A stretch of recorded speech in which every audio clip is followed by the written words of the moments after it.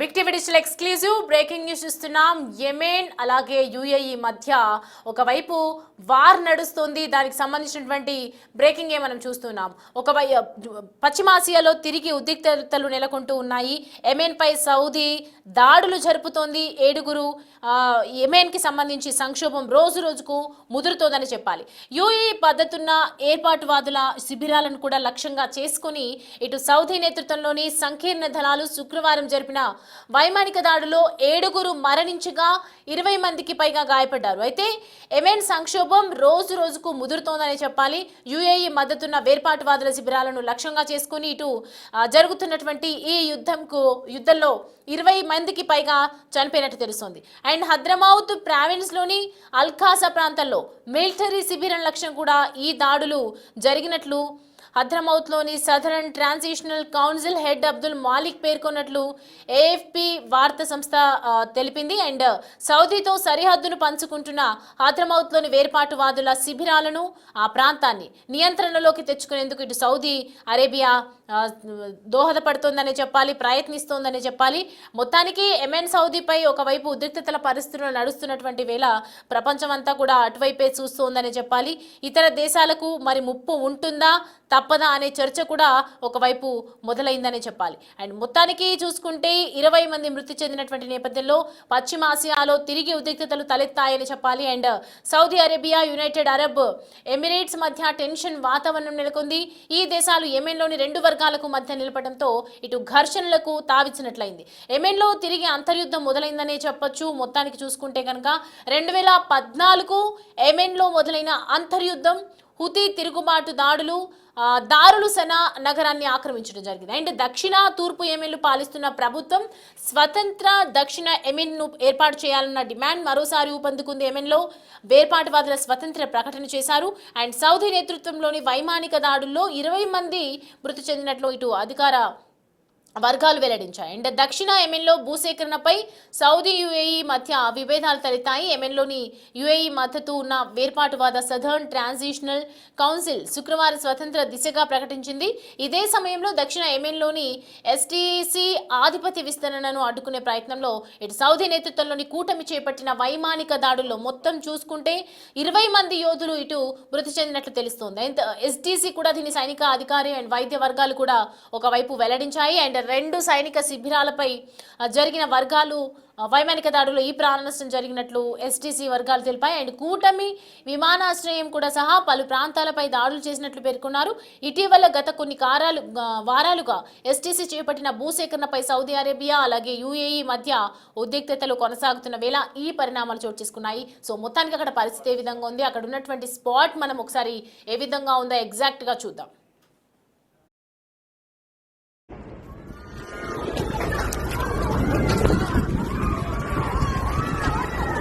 يا نسيم يا نسيم الدنيا حرقان لا اله الا الله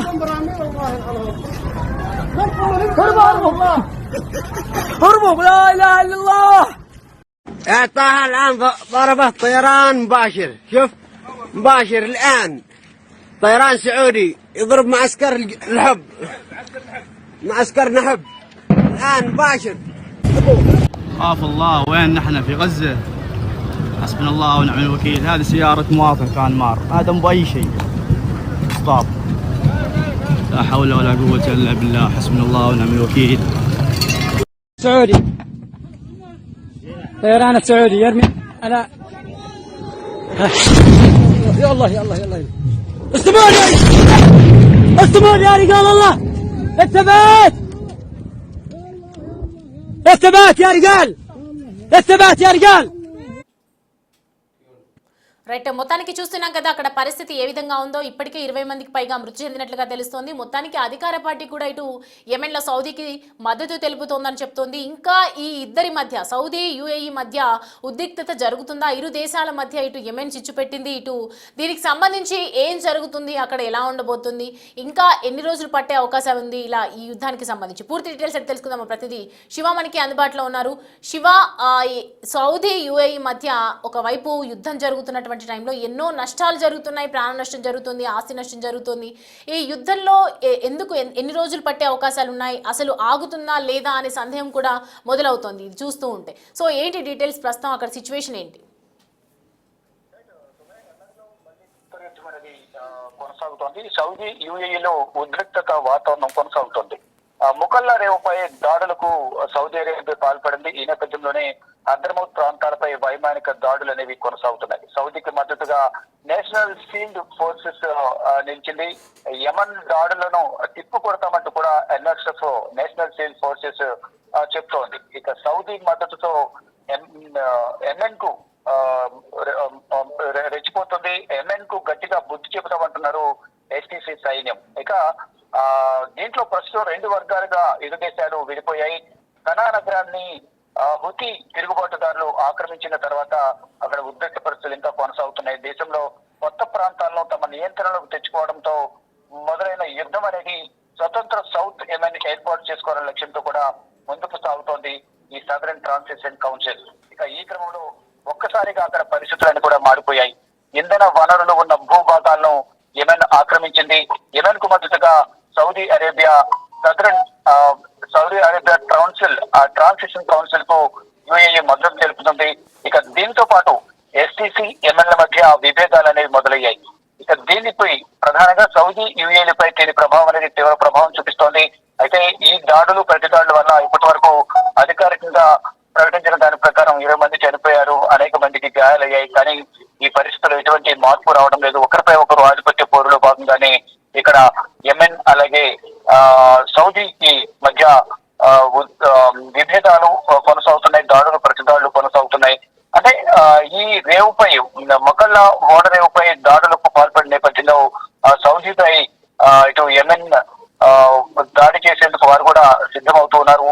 ఇటు సౌదీకి యుఏ అంటే సౌదీకి మద్దతుగా కొంతమంది మద్దతు తెలుపుతున్నారు, యెమెన్ కు మరికొంతమంది మద్దతు తెలుపుతున్నారు.